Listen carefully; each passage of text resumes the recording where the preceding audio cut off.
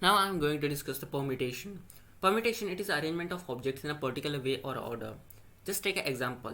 We have 10 members in a group and third and fourth position must be awarded to them. How many ways we can able to achieve this? Just map those all things. Like you have number from 1 to 10 and you can able to make a group of 9 people using this. How? You can able to combine 1 and 2 for the purpose of third and fourth position, and you can able to do such 9 cases using all those number considering 1, like 1 2 1 3 1 4 1 5 1 6 1 7 1 8 1 9 and 110. There are 9 possible ways in which you can able to combine one with other things, and you can able to do the same thing with 2, same thing with 3. Like you have 9 ways and you have 10 members, therefore there are totally 90 ways you can able to achieve this thing.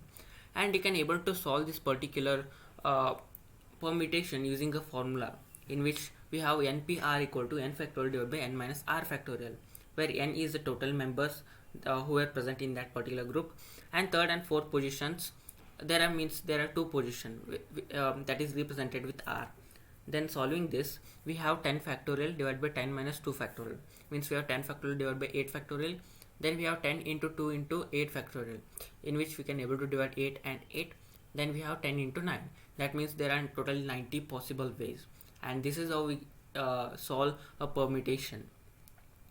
And what if there are a repetition, like both the third and fourth position are awarded to single person, and here this is what we call as the repetition.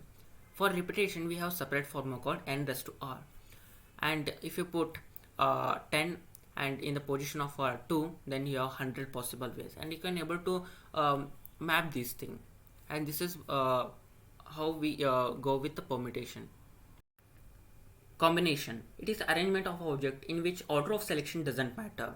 For example, a group of 3 lawn tennis players A, B, C are present. A team consisting of 2 players must be formed. Here we have A, B, C. We can able to combine A to B or A to C, and we can able to combine B to C. Then there are 3 possible ways in which we can able to create the combination of players for a team, and it can be done using a formula in which we have ncr equal to n factorial divided by n minus r factorial into r factorial.